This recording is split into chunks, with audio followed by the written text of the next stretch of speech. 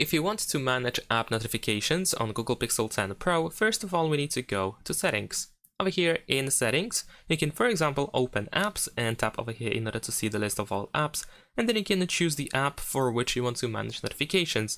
And over here we have notifications which can be easily enabled and disabled, and sometimes we also have different notification categories which can be managed over here, so you can for example enable or disable specific notifications.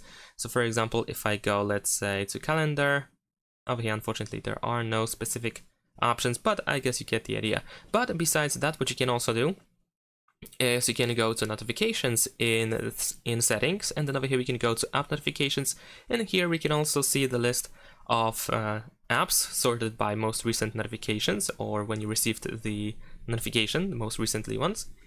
And you can just completely enable and disable notifications over here, or you can tap on the app in order to see once again these options. We can also change the sorting from most recent to all apps, and you can manage like this as well. And that's it. Thanks for watching. Leave a like and subscribe.